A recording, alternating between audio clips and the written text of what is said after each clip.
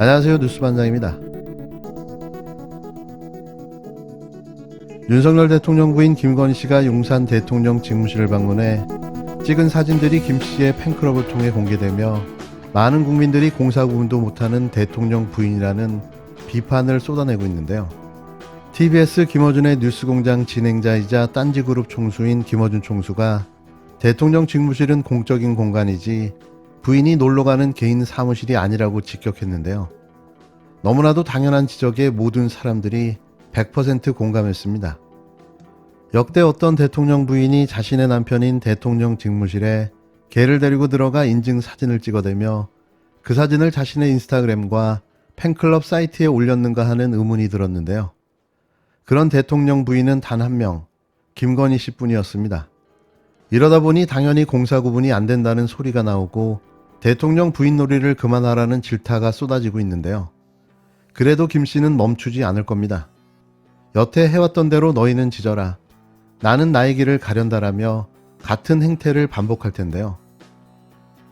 이 대통령 놀이, 정확히 말하면 대통령 부인 놀이 적당히 좀 합시다. 이번 주말 사진도 마찬가지인데 부인이 이제 대통령 남편이니까, 그리고 그 대통령의 활동, 동선이나 아니면 대통령의 집무실 마치 개인이 인스타에 사진을 올리듯이 그런 좋아요 대상인 것처럼 계속해서 올리는 거예요. 그렇게 하고 있는 건 부인의 개인 인터넷 활동 아닙니까? 대통령실이 공적인 공간이잖아요.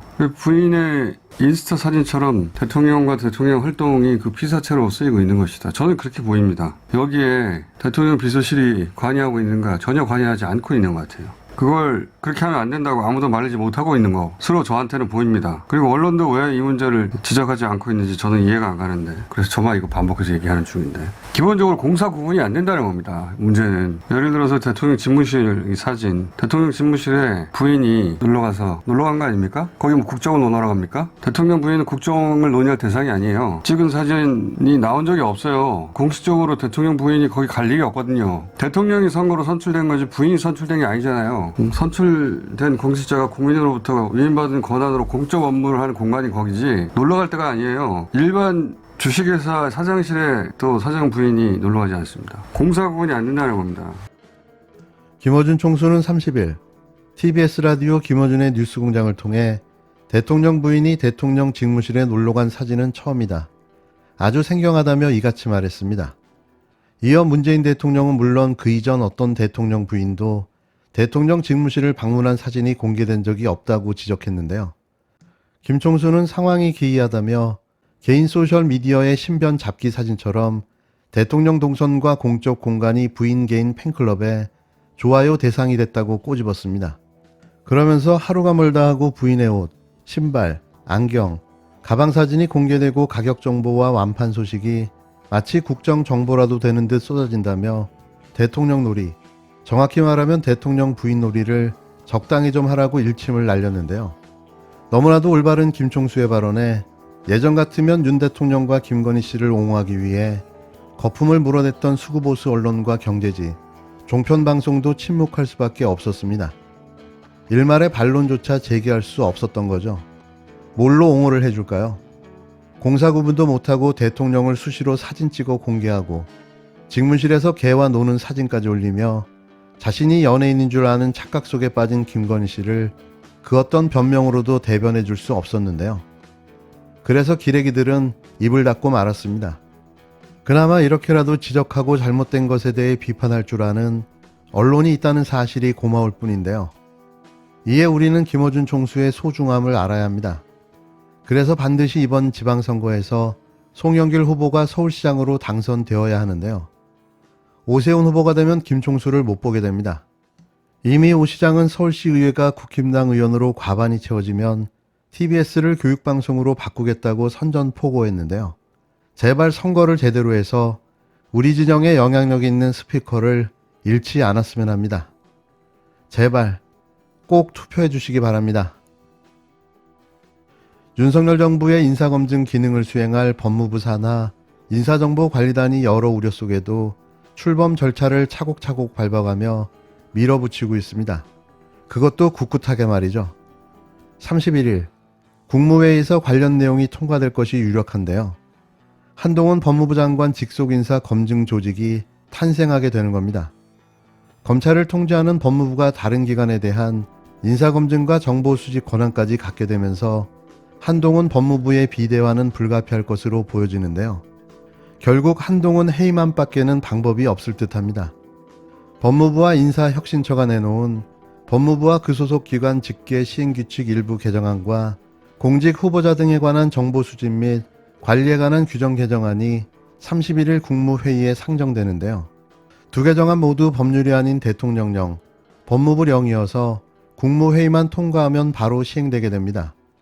국무회의에서 개정안이 통과될 경우 대통령 공포 등의 절차를 거쳐 6월 초 본격 가동이 가능한데요. 너무나도 뻔뻔스럽게 밀어붙이고 있는 검찰공화국의 소통령 한동훈 만들기가 점입 가경 수준입니다. 두 개정안의 핵심 골자는 법무부 장관 직속 인사정보관리단을 신설하고 공직 후보자에 대한 개인정보 수집 관리 권한에 위탁 대상 기관의 법무부 장관을 추가하는 건데요. 쉽게 말해 법무부는 다른 부처 공무원을 검증할 권한을 갖게 되고 정보 수집까지 가능하게 되는 겁니다. 개정안이 시행된 이후 대통령실에서 공직자를 추천하면 법무부 인사정보관리단이 검증하게 되는데요. 법무부 장관 직속인 인사정보관리단장이 이끌 관리단의 규모는 검사 최대 4명과 경찰 등을 포함해 20명 수준으로 예상됩니다. 관리단장 밑에는 인사정보 1담당관과 2담당관이 배치되는데요. 지난 24일 이 같은 내용의 개정안이 입법 예고되자 한동훈 법무부의 비대화를 우려하는 목소리가 터져나왔습니다. 수사권과 기소권을 갖춘 검찰을 이미 통제하고 있는 법무부가 타기관 인사에 대한 검증은 물론 정보 수집 권한까지 갖는다는 것은 권력 집중이기 때문인데요. 특히 한동훈 법무부 장관이 윤석열 대통령의 측근으로 꼽히는 인사여서 논란은 더욱더 커졌습니다. 비판이 쏟아지자 법무부도 발표 다음 날인 25일 진화에 나섰는데요. 인사정보관리단의 인사검증 독립성을 보장하기 위해 법무부 장관은 중간보고를 받지 않고 인사정보관리단 사무실도 제3의 장소에 설치하겠다는 꼼수를 내놨습니다. 관리단장 역시 비검찰 출신으로 앉힐 계획이라고 강변했는데요. 감사원 출신 고위공무원이 유력 후보군으로 꼽히고 있습니다. 하지만 법무부의 진화에도 법무부 내 조직이 인사검증 권한과 정보 수집 권한을 갖게 돼 사실상 이전 민정수석실의 역할이 법무부로 넘어간 것이라는 지적 등이 계속 이어지고 있는데요. 정치권 분위기도 급속히 얼어붙고 있습니다.